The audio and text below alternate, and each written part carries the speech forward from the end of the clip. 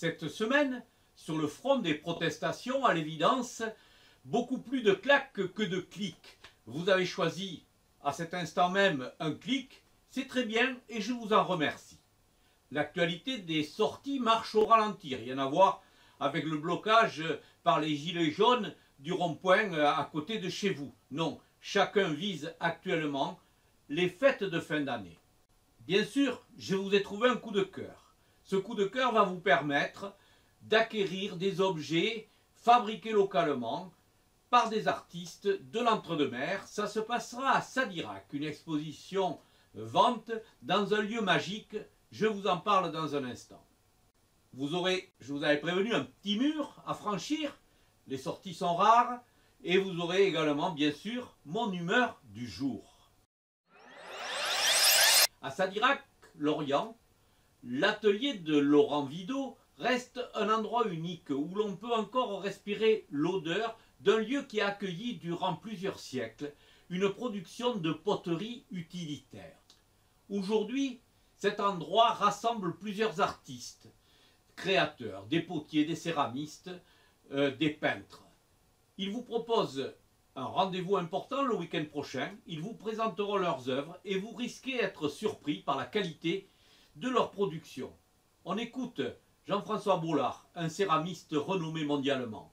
Une douzaine d'artistes, donc il y a un petit peu de peinture, de la sculpture et puis beaucoup de potiers parce qu'on est ici dans un atelier de poterie. Donc il y a les gens de l'atelier de poterie et puis des invités. Moi j'aime beaucoup le travail de Marie Mananque, qui est une jeune femme là, qui est installée à Cursan, et qui fait une porcelaine qui est à la fois assez brute dans le modelage, mais à la fois délicate, avec des petits décors au cobalt, et c'est vraiment très bien. Moi j'aime beaucoup cette alliance du brut et du délicat.